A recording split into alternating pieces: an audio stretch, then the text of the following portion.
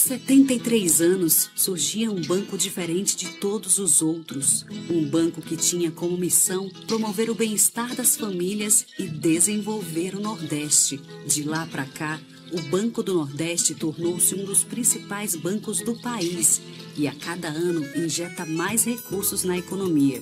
E isso é bom para todo mundo. Ajuda o comércio e as indústrias a garantirem milhões de empregos. Fomenta o setor rural, impulsionando a produtividade. Dá suporte a grandes projetos de infraestrutura. Apoia a inovação, incentiva a cultura, promove o turismo. Estimula a mudança da matriz energética. Com o Cred Amigo e o Agroamigo Banco do Nordeste, faz pequenos negócios decolarem e ajuda milhares de famílias no campo a colherem uma vida mais digna. Esse é o maior banco de desenvolvimento regional da América Latina. Esse é o Banco do Nordeste e a gente está no rumo certo.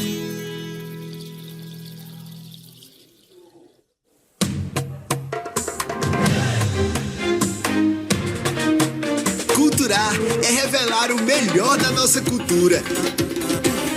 É incentivar a arte popular, acessível, participativa, feita por todos e para todos. Caixa e Governo do Brasil, todo apoio às culturas brasileiras.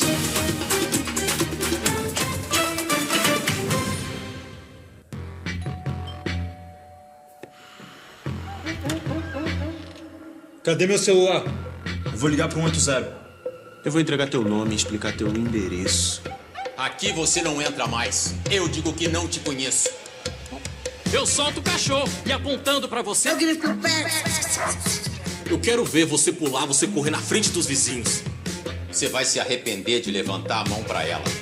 Você vai se arrepender de levantar a mão pra mim. Pra ela. Você vai se arrepender de levantar a mão pra mim. Pra ela. Você vai se arrepender de levantar a mão pra mim. Pra ela. Até hoje, a luta contra o assédio, O estupro, a violência contra a mulher E o feminicídio tem sido uma luta só delas. Faça parte do Pacto Nacional Brasil contra o Feminicídio. A sociedade e os nossos três poderes juntos pela vida das mulheres. Acesse nosso site e seja um aliado. Homens contra o feminicídio. Brasil contra o feminicídio. Você vai se arrepender de levantar a mão pra mim.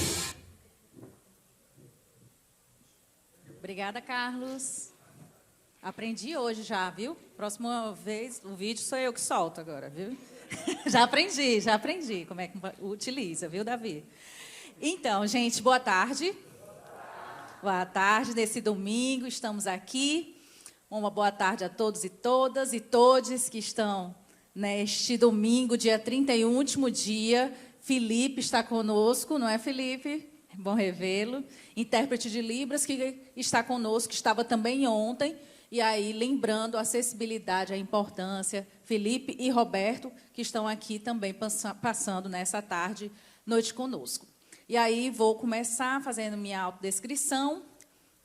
Luizete, uma mulher de 1,67 m, cabelos cacheados, castanho médio, um pouco abaixo do ombro, uso brinco de prata nos anéis e tudo, cordão, uma sandália, uma mulher negra, né? Sandália verde, vestido verde, tudo verde hoje. Hoje foi verde. Foi na hora que achei. Da Negro Piche, mais uma vez aqui, empreendedorismo negro, fazendo parte aí da roupa e da história do nosso povo.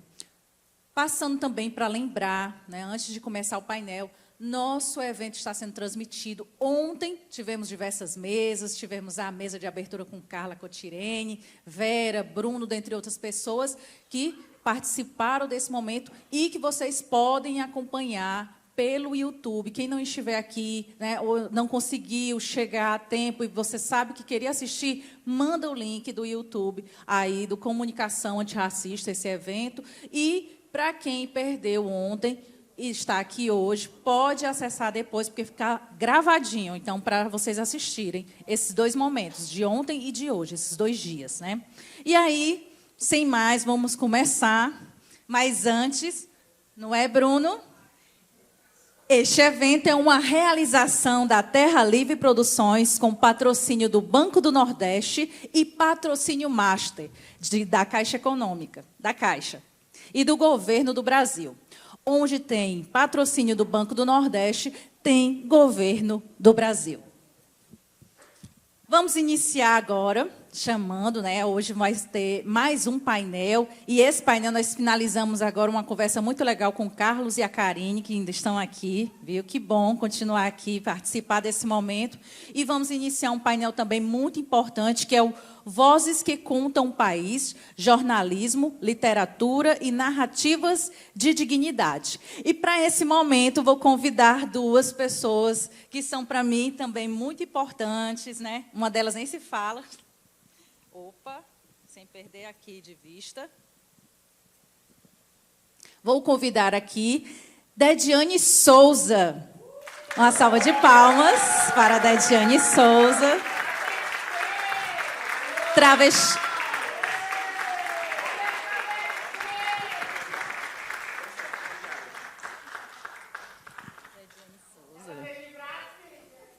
Totalmente, né? Não? Totalmente quase brasiliana, né? Brasiliense, né, Dediane? Dediane Souza, travesti, negra, sertaneja, pesquisadora e ativista de direitos humanos, jornalista, mestra em antropologia pela UFC/Unilab e doutoranda pela Universidade Federal do Rio Grande do Norte, né? Pesquisa travestilidades, memória e envelhecimento.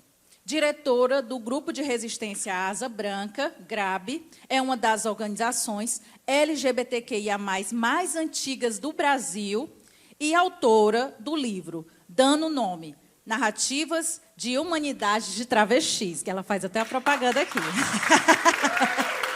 Aqui. Ela é assessora na Secretaria Nacional de Direitos Humanos das Pessoas LGBTQIA+.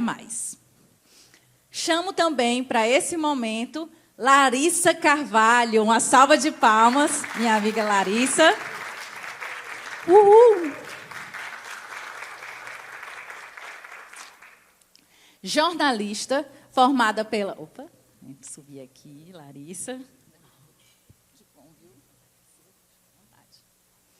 Larissa, que é jornalista, formada pela Universidade de Fortaleza, fundadora, diretora executiva e editora-chefe do Negrê, primeiro portal de mídia negra nordestina do país. Autora de Mutuê, Relatos e Vivências de Racismo em Fortaleza, e Relicário das Coisas Simples. Ela foi finalista do prêmio Mais Admiradores, Jornalistas Negros, e indicada ao troféu Mulher Imprensa. Soma experiências internacionais na África do Sul, Angola, Argentina e Estados Unidos. E é coordenadora, né, de comunicação, né, da TV Unifor. Já foi, perdão, não é mais, né, Larissa? Pronto. E já foi coordenadora. Então, vamos iniciar aqui esse momento, né, Larissa? Dediane, fiquem à vontade. Prontinho. Vamos começar. Mas antes, né, gente, vamos ficar para esse momento, lembrando que vai ter ainda mais uma mesa e vai ter show, viu, hoje com Caio Prado. E aí, iniciando... Isso mesmo, Larissa. Então, vamos iniciar agora. Vou fazer uma pergunta, certo? Para a gente começar aqui uma conversa, Dediane, Larissa... E iniciar nesse momento, que aí eu relembro, né, esse painel, ele discute jornalismo e literatura com duas escritoras, né, cada uma a partir de um campo, né, e aí a gente começa já, nesse momento, conversando um pouquinho sobre isso. Um momento que atravessa o jornalismo, né, a questão não só a comunicação antirracista, né, que é o tema desse momento, né, e desse grande evento, mas as questões do racismo, as questões da população negra, mulheres, todas essas questões, é a interseccionalidade que atravessa o jornalismo na vida de vocês, as duas formadas, né, em comunicação, jornalistas. Quem quiser começar, fique à vontade.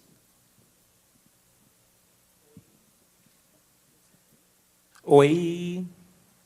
Laroe, Xue de Bojubá, Laroe. abrir esse momento, Luizete, eu acho que saudando os caminhos, né? Por isso que a gente sauda Exu, né? Exu que é dono da rua. E falar de travestilidade, de comunicação, é de alguma forma também saudar Exu. É por isso que eu abro saudando a rua e saudando Exu. Tem minha audiodescrição, né? Eu sou uma travesti de 1,72 m de altura, né? Eu sou uma mulher média, né? Estou usando uma roupa toda branca e um blazer off-white, eu acho que é assim que chama, né? Tenho um cabelo descolorido, né? Muito enfeite, porque eu sou dessa, se for para sair de casa tem que ser enfeitada, né? Pelo menos. E é isso, muito acessório. Já sou uma jovem senhora de 30 e alguns anos, né? Uma jovem senhora. E eu acho que é isso. E aí, Luizete, quando... dizer que eu estou muito à vontade aqui, né? Eu estou no auditório onde as pessoas que estão na plateia, muitas delas pertencem a algo que eu teorizo de irmandade travesti.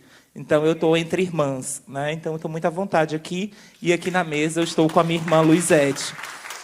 Né? Então, eu estou muito à vontade. Então, eu vou tentar aqui tecer algumas reflexões. Eu fiquei pensando, Luizete, de trazer algumas reflexões mais no campo do que eu venho construindo sobre pesquisa, né? Mas eu acho que eu vou fazer uma conversa muito franca e muito direta, né? Como se a gente estivesse num bar. Né? Então, eu vou transportar o bar também aqui para essa conversa, mesmo a gente não tendo a breja, né? Mas a gente está entre amigos. Então, quando a gente pensa, né, eu acho que a primeira coisa desse lugar de produzir conteúdo, né, de produzir narrativa. Produzir narrativa, para mim, que sou uma travesti sertaneja de Santana do Acaraú, era algo quase impossível. Eu venho de uma casa onde não tinha livros. Os livros que eu tive acesso na minha adolescência e na minha infância foram livros didáticos. Né? Em algum momento, nem o didático tinha, porque a gente estudava pela TV, no telecurso, com aquelas grandes manuais. Né? Então, nem a literatura eu tive acesso naquele momento da escola básica. Então, escrever, para mim, sempre foi algo muito difícil, né? No primeiro momento, porque eu não tinha referência. Eu achava que não tinha vocabulário para escrever. Né? Então, como que eu, uma travesti que veio desse lugar, né, posso escrever? Né? Que lugar é esse? E aí tem um lugar que me ensina muita coisa, que eu digo que foi meu primeiro lugar de formação, que foi os movimentos sociais. Né? Então, eu chego no grupo de Resistência Asa Branca com 17, 18 anos, e naquele lugar, né, foi me apresentado possibilidades de narrativa, de pessoas que se rebelaram contra um sistema, né, e disseram, não, a gente vai lutar pela nossa existência. E naquele lugar eu fui construindo essas primeiras redes de afeto. Foi naquele lugar onde a gente começou a pautar os veículos de comunicação. Então, eu, antes de ser jornalista, eu fui fonte. Né? Então, acho que é legal também entender isso. Né? Entender que produzir conhecimento, produzir escrita, falar sobre o outro, nos traz também um grande desafio, que é de compreender que o outro ele não é apenas aquele recorte da notícia. O outro ele carrega consigo marcas que são centrais para localizar quem nos lê. Como o Bruno disse ontem, né, na mesa sobre memória, no painel sobre memória, né, que memória foram essas registradas. E aí, quando a gente fala da memória que foi construída, em especial das travestis negras no Brasil, foram a memória dos cadernos policiais. Né? É essa memória que foi produzida sobre mim, sobre minha comunidade. E aí, eu, Dediane, enquanto pesquisadora, enquanto jornalista, enquanto uma atrevida que escreve, né, o que eu vou falar da minha comunidade? Eu quero falar de afeto, de amor, de resistência, dos laços de irmandades. Então, eu quero falar de dor, eu falo de dor, né? Mas eu também digo que a dor não vem sozinha. Né? A gente não está apenas nesse lugar da dor, a gente está no lugar de resistência. Como é que uma travesti sertaneja de Santana do Acaraú vem para a capital, né, e consegue se irmanar com outras iguais? Isso é potência, isso vem de um processo ancestral de reorganização e de dizer, não me basta apenas minha família consanguínea, eu vou construir outras relações de parentesco, outras irmandades. E as nossas irmandades travesti vão estar diretamente ligadas às nossas afetividades, os nossos modos de resistir. E aí a gente vai ter um cenário, Luizete, que é um cenário muito apresentado pela Cotirene ontem, da encruzilhada. Mas eu vou mais longe do que a Carla Cotirene. Eu vou dizer que qualquer rua, qualquer beco, qualquer ruela é lugar de construir memória e resistência. É lá que as travestis vão construir essa irmandade. É lá que as travestis negras, em especial, vinda do sertão, vinda, né, de cidades pequenas, vão construir suas relações de irmandade e de afeto. E aí, essa irmandade e esse afeto não é tão bonito assim, tá? Tem nossos conflitos. Assim como nossas irmãs consanguíneas, assim como nossas relações familiares, o conflito também está presente. Mas a solidariedade se ressalta, porque existe o compromisso de coletividade. Eu só sou porque elas são, né? Então, ocupar esses lugares de bando, de ruma, é um compromisso político e estratégico. Então, eu não tenho como falar sobre travestilidade, sobre combate ao racismo, sem eu compreender as respostas coletivas que a gente foi construindo ao longo do tempo. Então, o meu grande desafio é dizer, Luizete, que difícil é escrever de ruma. Mas eu quero dizer que eu não vou produzir um jornalismo que coloque as minhas irmãs e os meus pares sem o compromisso ético de construir. Aí eu vou muito mais além. O êmico vem junto, né? Então, é um compromisso êmico e ético. É de dizer que, no meu processo de escrita, eu tenho um lugar de poder. Porque é eu que conheço as letras, eu que fui alfabetizada, é eu que tenho esse poder na escrita. E aí o que eu quero traduzir para fora? Porque algumas coisas só interessam a nós, travestis. Não interessa a cisgeneridade alguns debates. Então, são segredos que a gente guarda com o bajubá, né, que a gente vai guardar para a nossa essência como uma rota de fuga e de resistência. Mas a gente vai construir também um processo sobre humanidade, sobre coletividade, sobre acesso de direito. E aí sim, a gente vai pactuar entre nós. O que é interessante, né, nesse momento. E aí eu julgo que, nesse momento, nós, travestis, em especial as travestis negras, queremos falar sobre envelhecimento, mas envelhecimento não numa perspectiva da geriatria, da gerontologia. A gente quer falar de envelhecimento a partir de uma perspectiva, né, de ganho. Né? A gente envelhece. Né? Disseram muito tempo que a gente não envelhecia, né? E a gente sabe muito bem disso, que a gente não envelheceu em várias gerações. Mas a gente está criando estratégia de envelhecimento em comunidade. Né? Então, a gente quer agora sonhar, Luizete. Então, a gente quer construir narrativas de memória que a gente possa sonhar. Que eu, Dediane, que vim lá de Santana do Acaraú, posso ser a primeira doutora, né, filha da dona Lindalva, e que posso inspirar outras travestis, outros primos, outros sobrinhos. Né? Então, é essas histórias que eu quero contar. Né? Mas aí, contar essas histórias, né, ela só faz sentido se for de ruma, se for de bando, né, Dari? A gente só vai se for juntas. A gente só vai se for junta a Amanda, Viviane, Patrícia Dawson, né, Tayane, Luizete. A gente só vai se for junto. Sozinha a gente não vai para lugar nenhum. Né? Então, é esse processo desse irmanamento. Então, a gente vai construir essas narrativas, né, borrando essas histórias, vai construir essas narrativas dizendo que é possível, sim, a gente publicar um livro, é possível a gente entrar na universidade. A universidade é violenta. É, mas a rua também é violenta.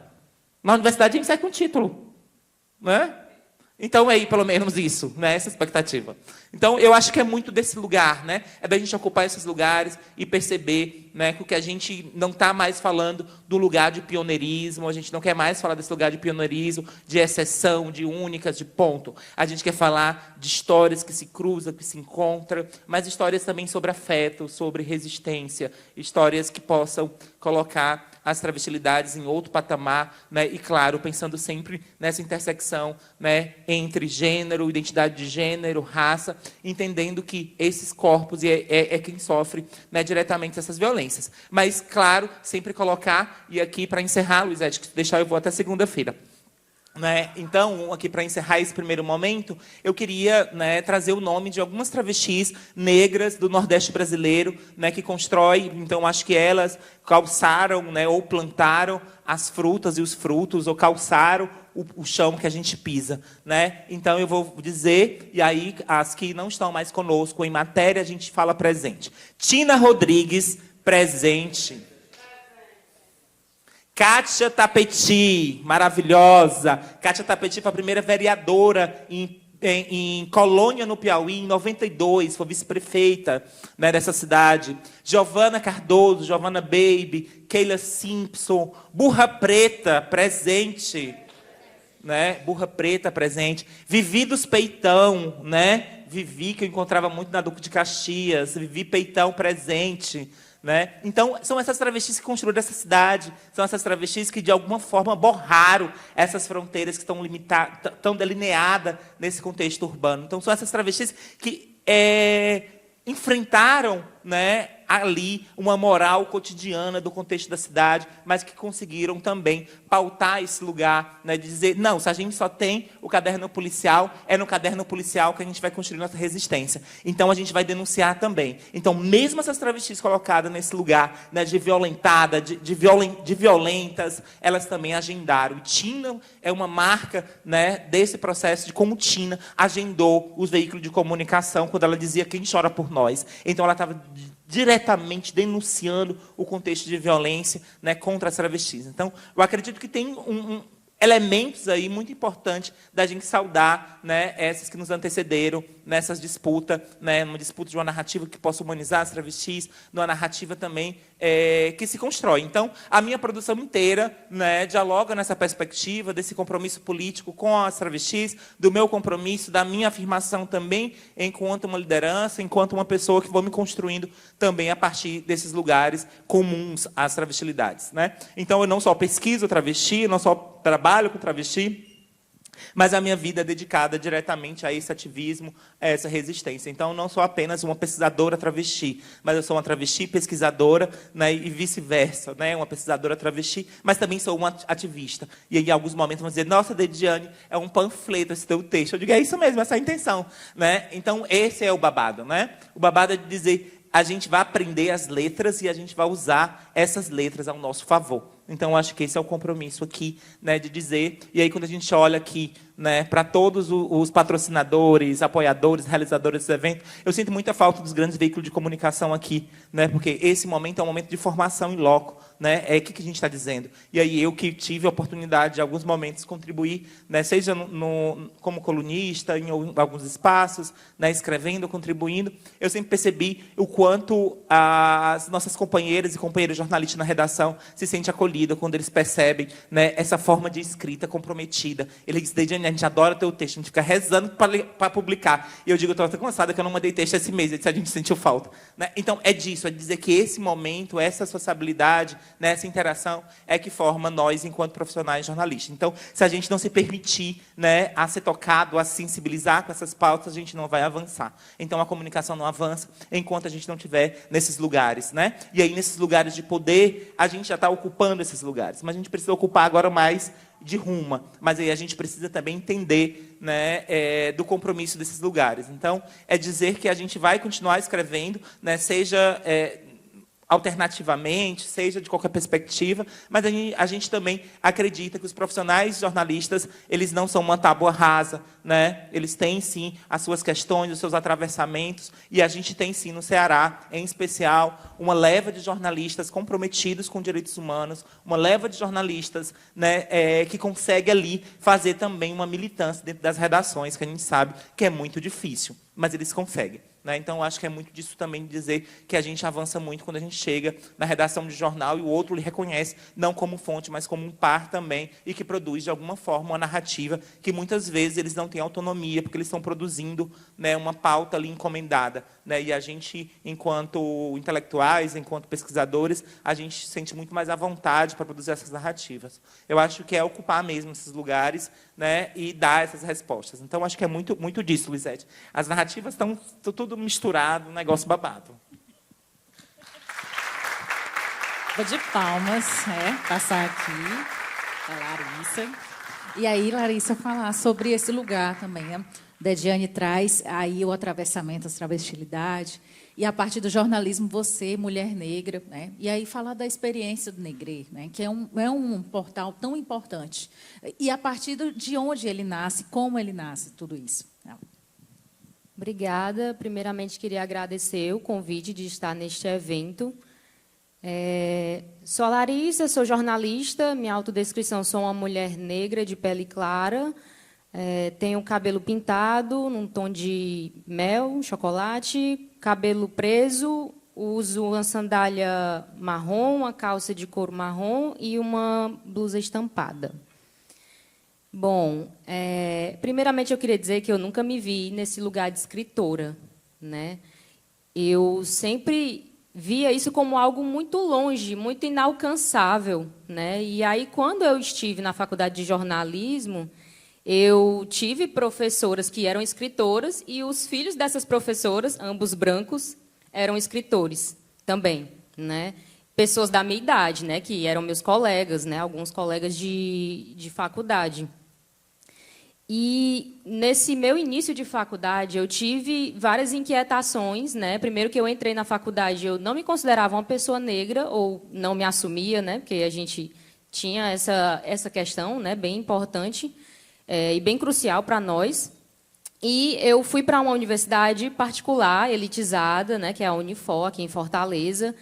E, como a Dediane estava falando, né, que a rua é violenta, então também a academia é violenta e as instituições privadas, elitizadas, são extremamente violentas também, nesse processo de uma pessoa negra, embora de família de classe média, né, dentro desse universo de pessoas de famílias de classe alta, né, e brancas.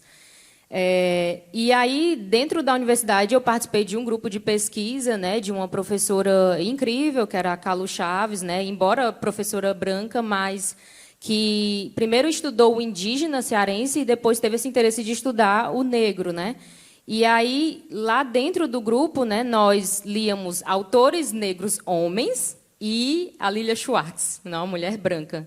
Nós não tínhamos, né, no grupo, lá nesse início de faculdade, de grupo de pesquisa, essas escritoras negras, que eu fui ter contato no meu TCC, né, quando eu já estava na reta final da faculdade.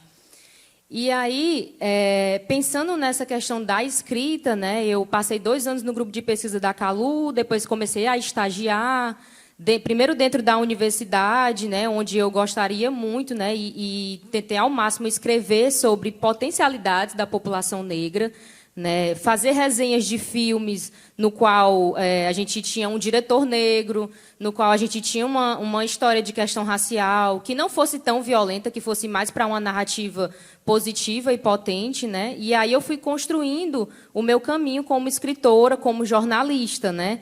E dentro de muitas violências institucionais, né? Eu tive professor dentro desse estágio, né, que ele dizia que eu só queria escrever sobre negro, né? Enfim, mas era o meu interesse. E não era só o meu interesse escrever sobre negro, sobre a comunidade negra, né? E sim sobre vários assuntos que permeassem a comunidade negra, né? Ele falava isso, mas ora eu estava fazendo reportagens na área da saúde, que eu gostava muito também, né? Enfim, na área da arte, né, do cinema. E aí, quando eu já estava nesse processo de TCC, eu decidi fazer um livro-reportagem, né, porque eu me apaixonei pelo universo do jornalismo literário, e busquei falar sobre racismo em Fortaleza, né? E aí eu tive um professor, um orientador que me incentivou muito, né, mas eu gostaria muito de registrar o nome do professor Hilário, que já faz 2 semanas, né, que ele faleceu, e que eu tento escrever alguma coisa sobre ele, sobre a minha experiência com ele no meu site, e não consegui ainda. Mas, quando eu estava no último semestre da faculdade, eu queria desistir da faculdade, porque eu não aguentava mais tanta violência institucional, né, tanto racismo institucional, e o professor Hilário ele dizia, não faça isso. E, por conta dele, eu também me tornei escritora e jornalista, e pude lançar um portal sobre questão racial, porque lá, quando eu estava querendo desistir, o professor Hilário ele estava lá dizendo que eu não fizesse isso, que era isso que o racismo queria. Hilário presente.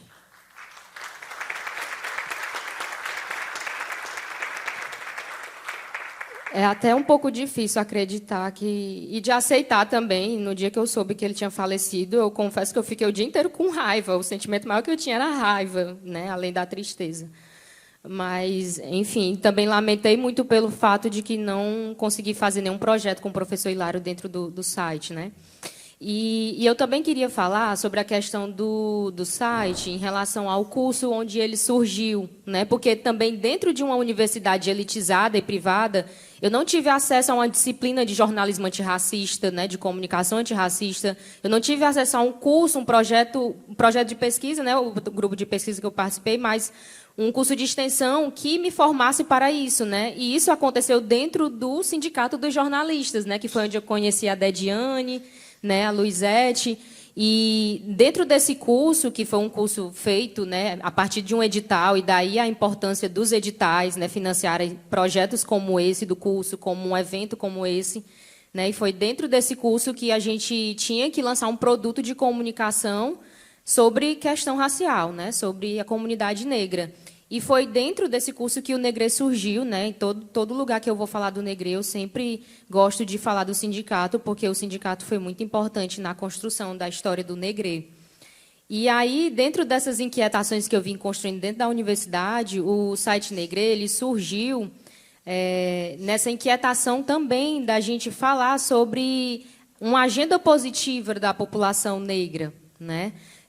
Eu também já tinha tido experiência de estagiar em veículo de comunicação tradicional aqui em Fortaleza, né? No caso, um veículo que ele ia mais realmente para o lado da esquerda, né? Mas claro que todos esses veículos tradicionais eles não vão focar 100% nisso, né? Nessa agenda, né? Da diversidade e da inclusão.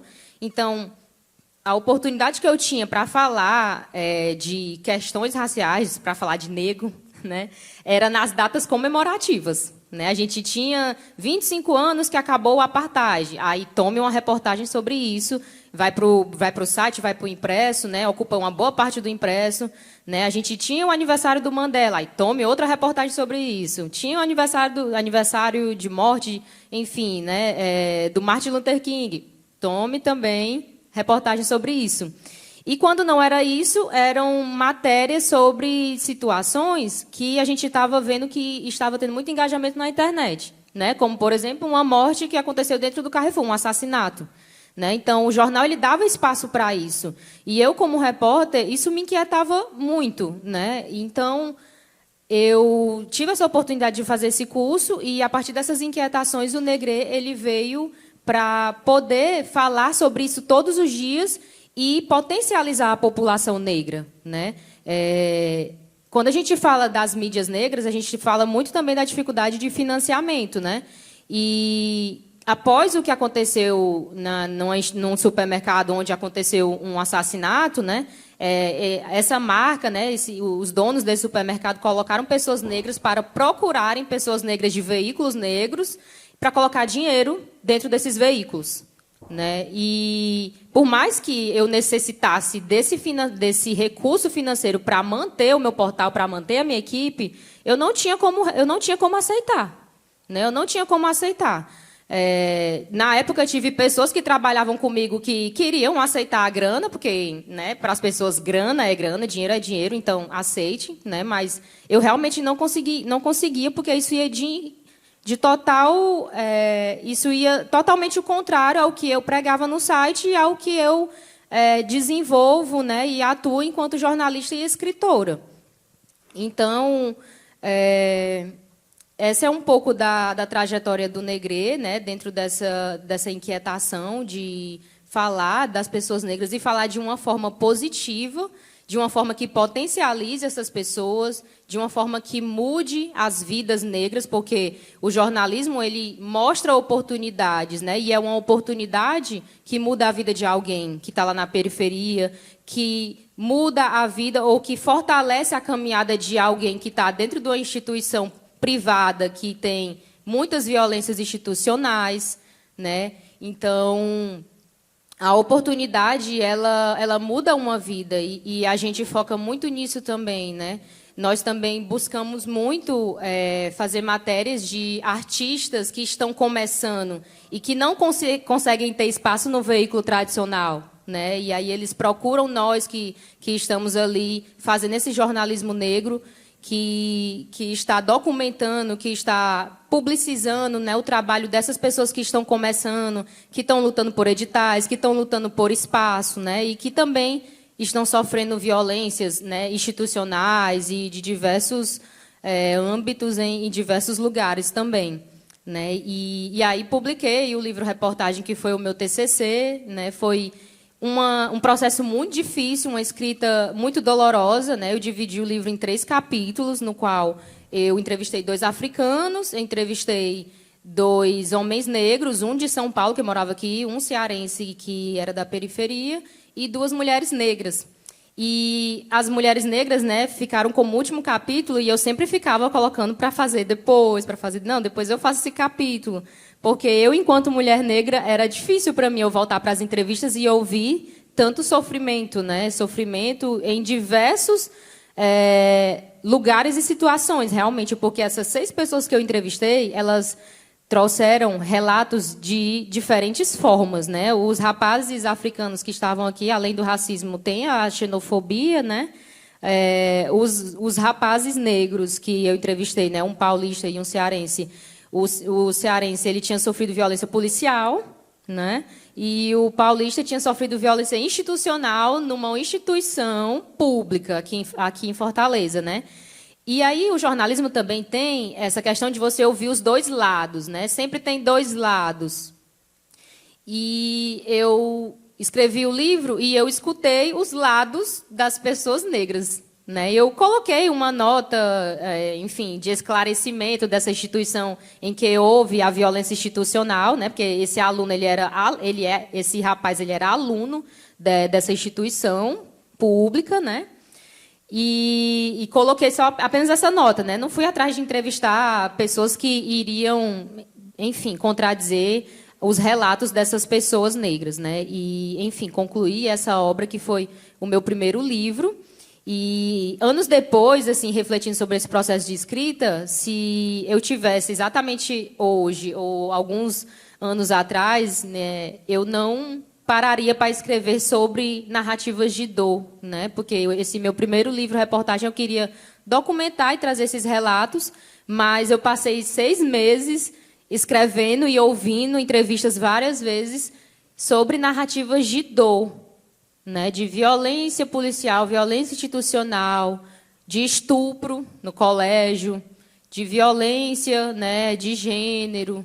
Então, depois desse processo do primeiro livro, eu decidi que eu queria escrever narrativas mais leves. Eu queria ter uma escrita mais leve, né? Um olhar mais leve sobre a vida e entender que ser negra, ser negro, não é só sofrer violência, né? Definitivamente não é isso.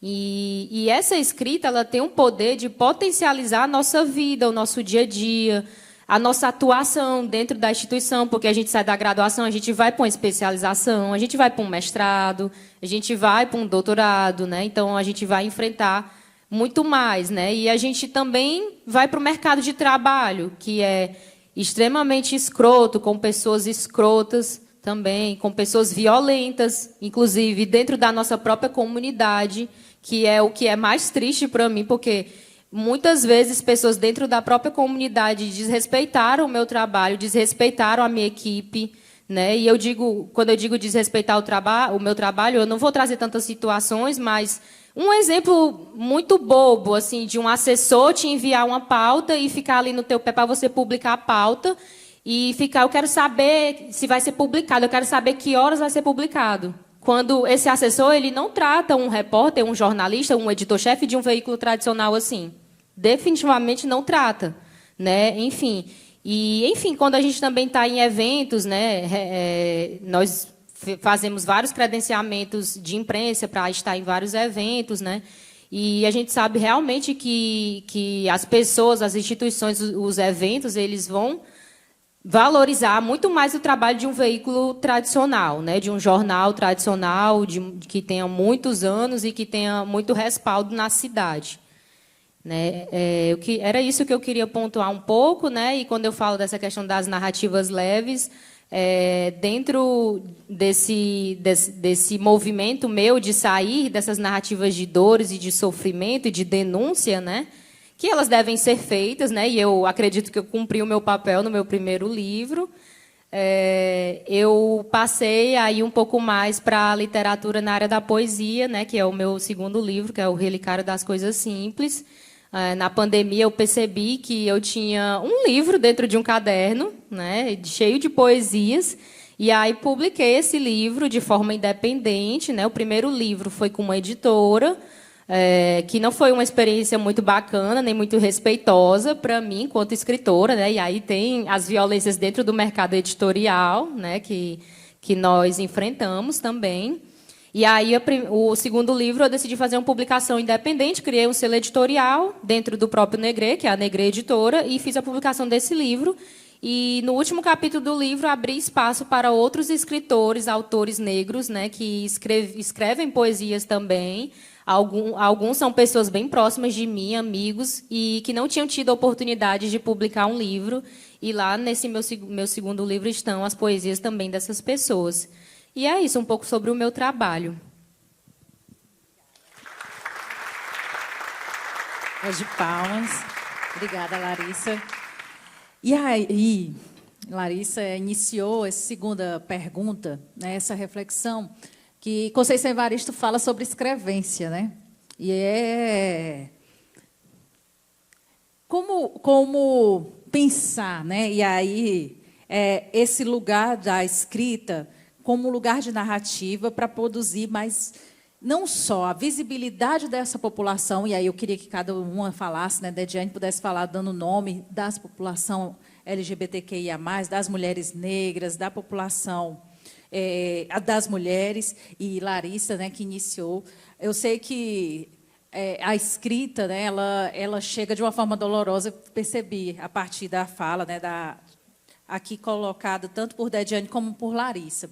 Mas, ao mesmo tempo, né, ontem Carla falou, né, o que é interseccionalidade, os livros que ela tem feito, né, produzido, né, tem cada vez mais como protagonista da sua história. Então, como é, né, esse lugar, pensar esses sujeitos, essas sujeitas negras, como protagonistas de sua história a partir da escrita, que é um tema tão importante, essa literatura que vocês conseguiram, estão conseguindo cada vez mais, né? Porque muita gente ainda precisa conhecer livros, textos, produções, audiovisual, diversas produções que não chegam, e vocês estão mostrando que é possível chegar.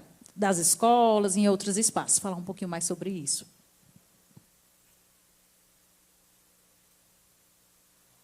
A Luizete esconde o leite, tá?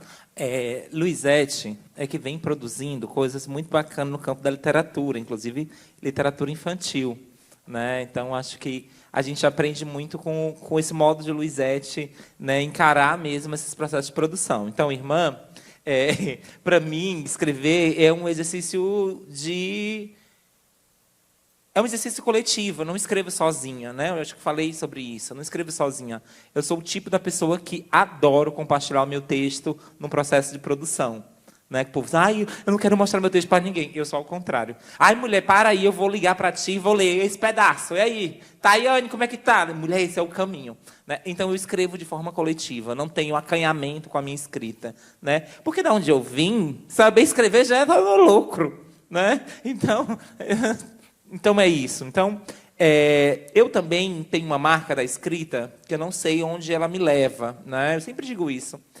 Eu gosto de escrever, né, também sobre dor. Né? Eu escrevo sobre dor. Acho que é um exercício de registrar as marcas, né, de um luto, de marcar o momento, de criar memória.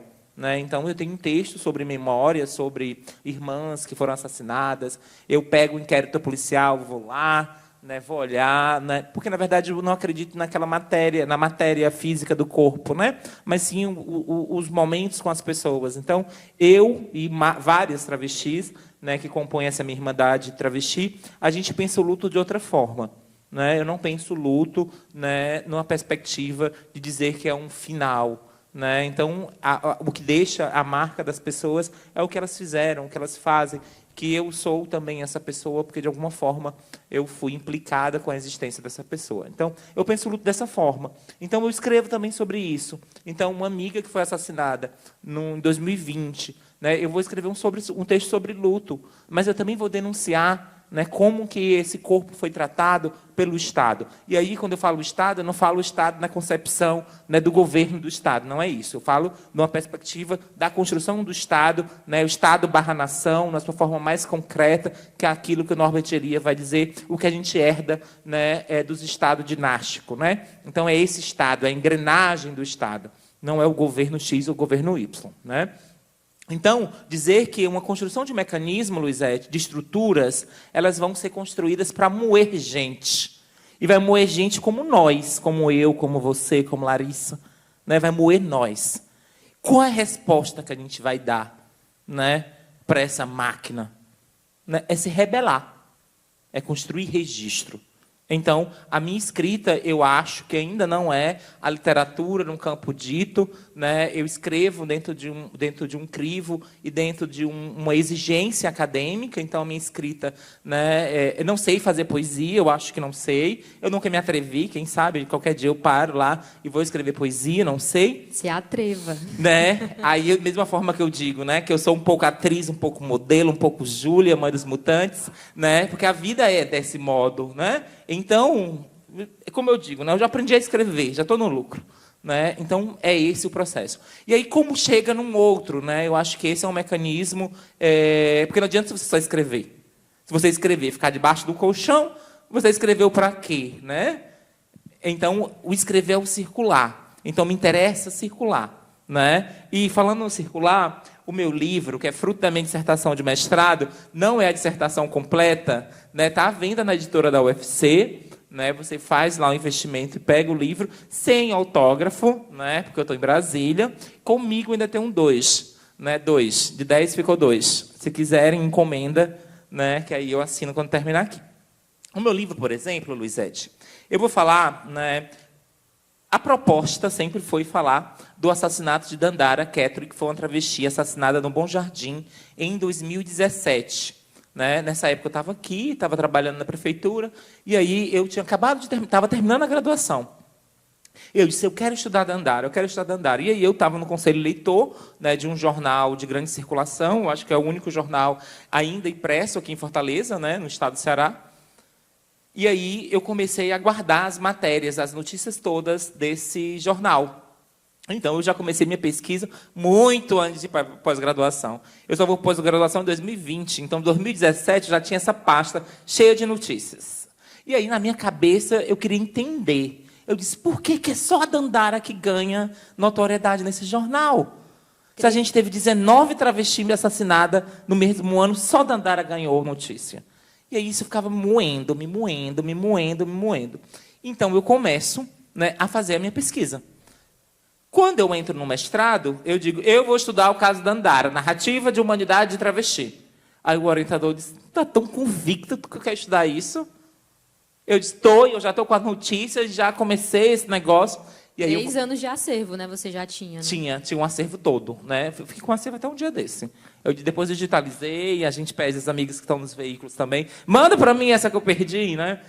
E aí eu fui produzindo um processo mesmo ali de detetive. Né? Então, tinha uma compreensão, né, que eu vou fazer o mestrado na antropologia, né, o salto da comunicação e vou para a antropologia, e ainda tinha aquela coisa da insegurança do que era produzir antropologia, o que era produção antropológica. Se eu não fui para a rua, como é que eu fiz antropologia? Essa era a minha reflexão.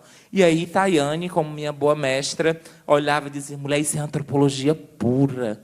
Tu está dissecando um monte de jornal velho na tua casa, no meio de um domingo pandêmico. Tu acha que isso não é campo, isso não é antropologia?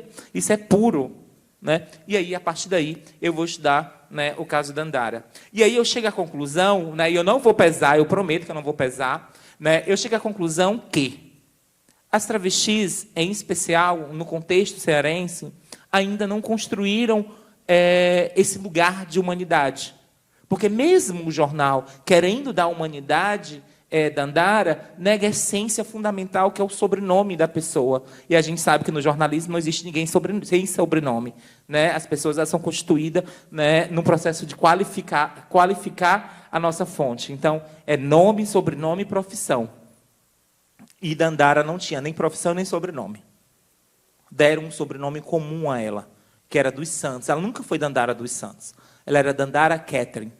né? E aí o jornal, mesmo querendo dar humanidade para ela, retira algo essencial, que é o ato de nomear. Por isso que o livro é Dando o Nome. E aí eu percebo que essa narrativa de humanidade, ela ainda não estava dada, né? E aí a professora Vera Rodrigues estava aqui ontem, na minha banca de qualificação, e disse: "Ê, menina, não tem não aí não, essa humanidade não. Se tem alguma humanidade, é você que está dando nas suas escritas."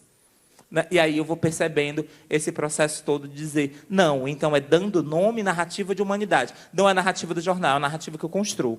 Para construir essa narrativa, eu vou me alimentar dentro de uma rede, que é a rede do ativismo, né? Que é essa rede de irmandade travesti que eu falo para vocês.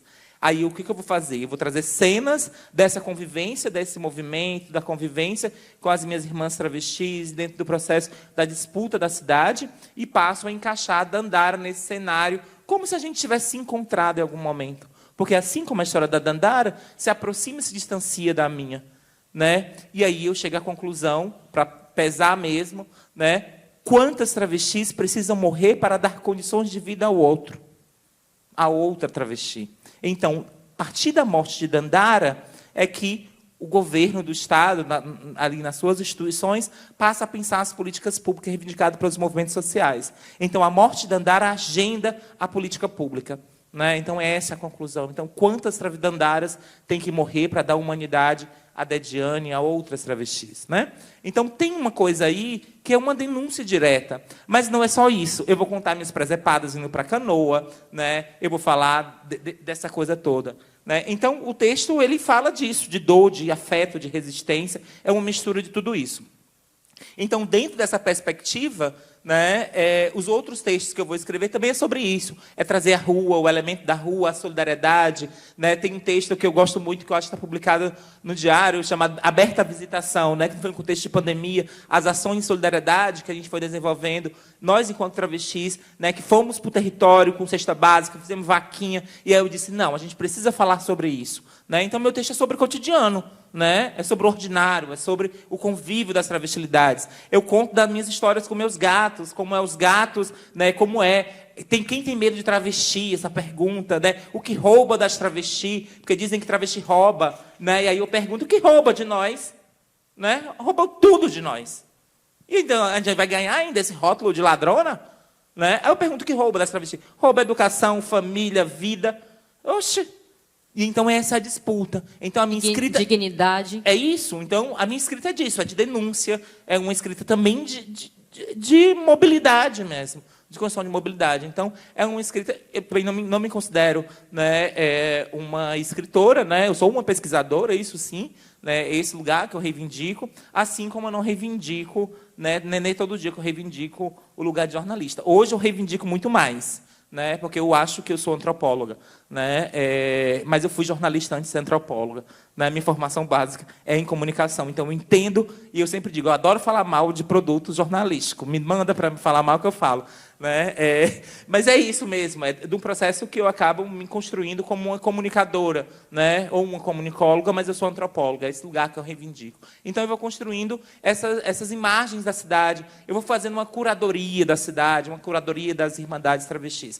Eu acho que também tem uma coisa de meia artista, de meia cozinheira, de meia bruxona, né? Então tem muito dessa coisa também que vai me construir enquanto travesti. Então esses lugares todos, e aí eu não esqueço nunca de onde eu venho. E aí eu não disse quando eu me apresentei, eu venho de Santana do Acaraú, região norte do estado do Ceará, e sou filha de Dona Lindalva, uma agricultora, uma mulher negra. Então esse lugar de dizer que eu tenho raiz, ele é importantíssimo, porque assim como eu tenho raiz, as minhas irmãs travestis também têm raiz. A gente não é filho de chocadeira, né? Então a gente pesa um pouquinho o clima para a gente poder denunciar. Mas a gente não vai só denunciar, não, viu? Terminar aqui, vou tomar uma cerveja, dançar um pouquinho, né? Celebrar, porque a gente também celebra, a gente também se confraterniza, né? Porque a vida não é só dor, né? Então a gente vive a cidade, a gente pega o ônibus, pega o Uber, né? É porque as pessoas olham as travestis às vezes como se fossem seres intocáveis, né?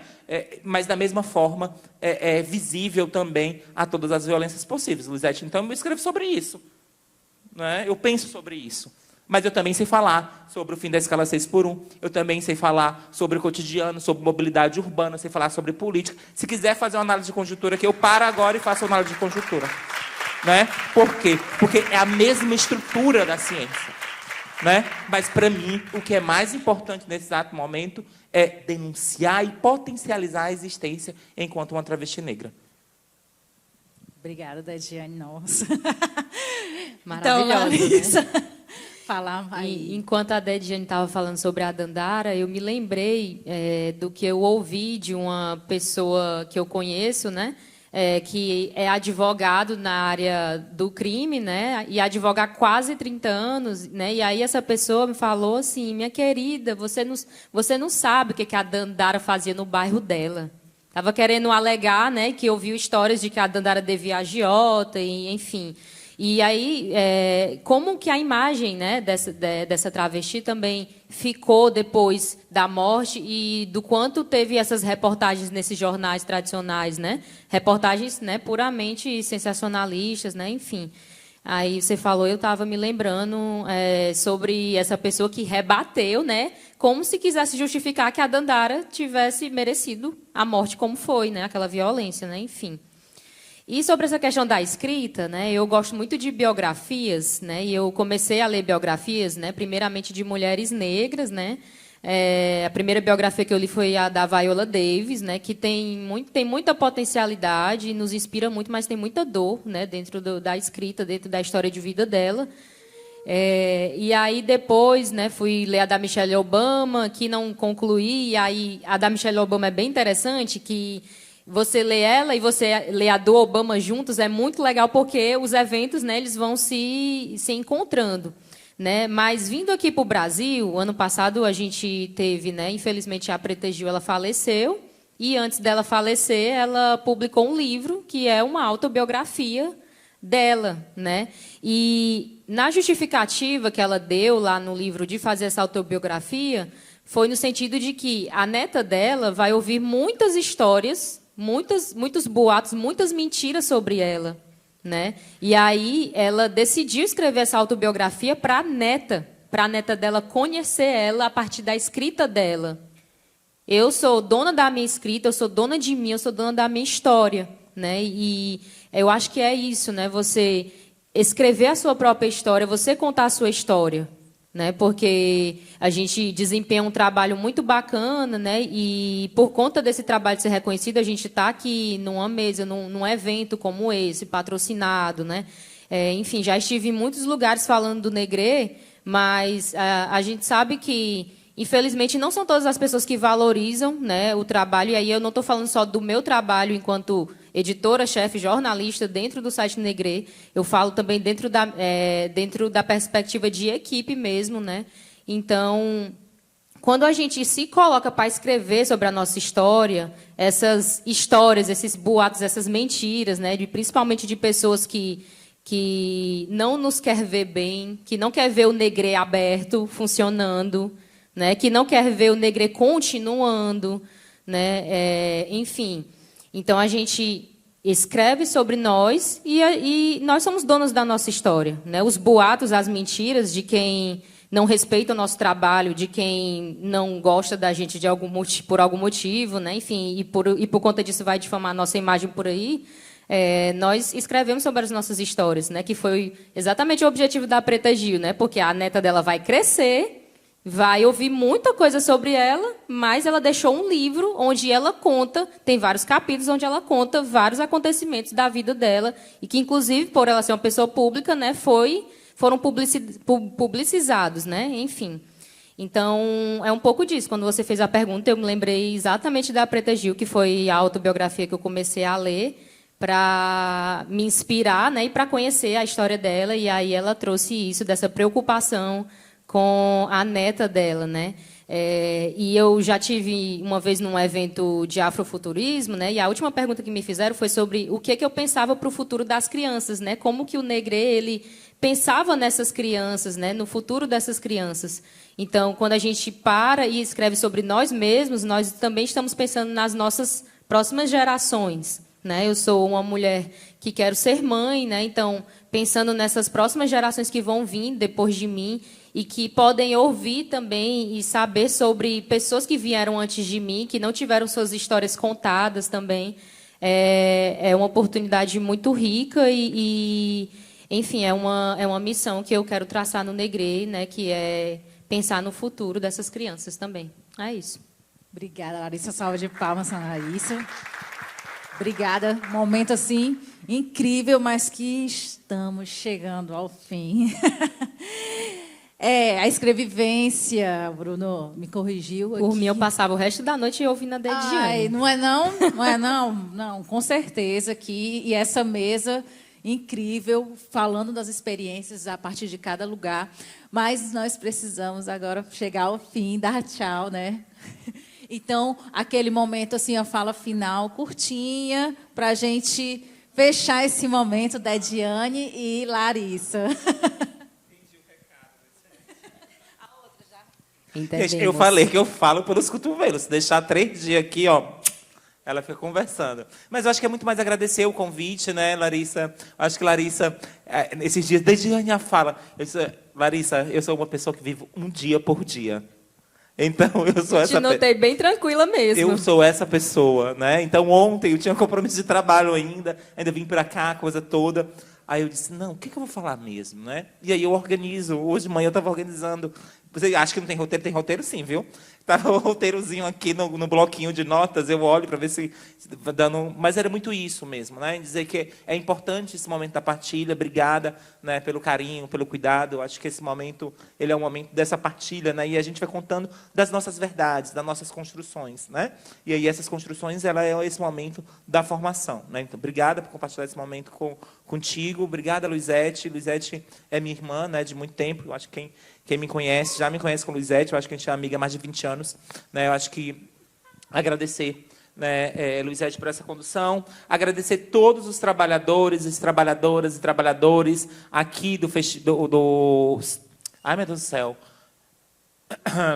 Comunicação Antirracista, é porque eu queria dar o nome seminário, simpósio, festival, né? Mas um grande festival, né? Eu acho que todas as pessoas estão trabalhando, eu acho que não só durante o evento, mas anteriormente, né? Davi Carvalho, muito cuidadoso comigo desde o primeiro contato, né? Eu acho que agradecer esse convite, agradecer, né, a audiência de vocês, que eu acho que a audiência, quem está online também, né, dizer que é esse processo de disputa de sociedade que a gente quer fazer, né, que é a sociedade do respeito, a sociedade onde que nossas potências, a nossa diferença, né, elas sejam reconhecidas como potências. Eu acho que isso é o que é fundamental, né, e dizer que a gente está disputando esse modelo de sociedade, Luizete. Então, não adianta eu ser antirracista, ser travestifóbico, ser transfóbico. Não adianta eu ser antirracista, né, e negar a existência de outras identidades. Então, eu acredito que tem uma matriz central das violências, né, que é uma matriz estrutural, né, que aí a gente pode convocar um conjunto de pensadores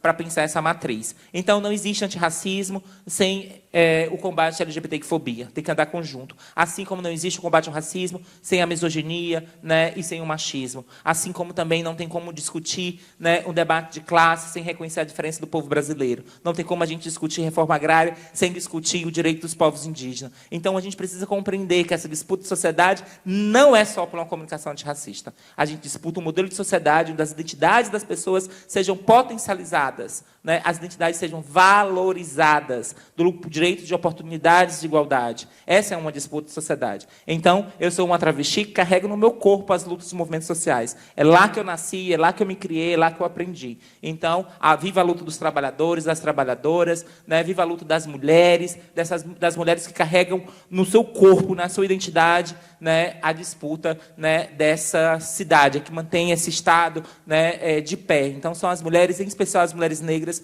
né, que levantam esse Estado. Então, a gente precisa valorizar e reconhecer, né, também as lutas. Eu acho que é muito disso, Luizete. Obrigada mais uma vez. Obrigada, Dediane. Larissa.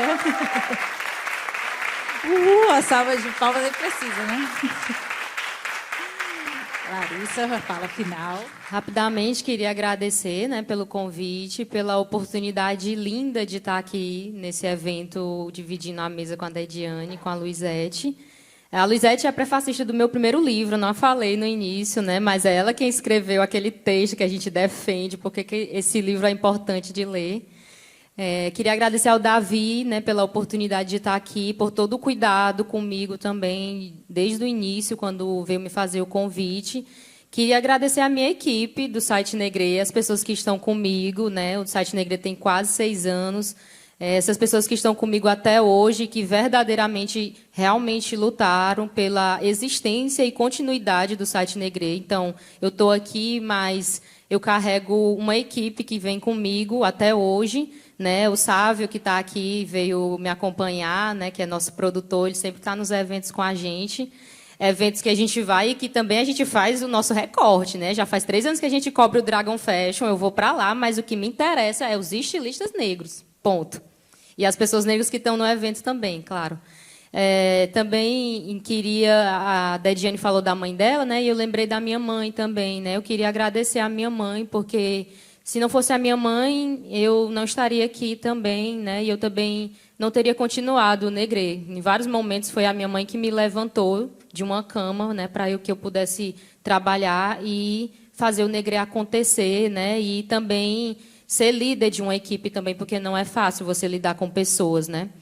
E, por último, mas não menos importante, eu queria agradecer o meu companheiro que me acompanha, que é uma pessoa que a vida me trouxe de volta, porque eu já conhecia ele há mais de 10 anos, né? E eu queria agradecer por ele estar aqui comigo e sempre lutando comigo e me acompanhando na minha caminhada também, né? Ele dentro do lugar dele, né? Que é uma pessoa branca, mas que tem a sensibilidade de me ouvir e de entender que essa luta é importante e essa luta também faz parte também da vida dele.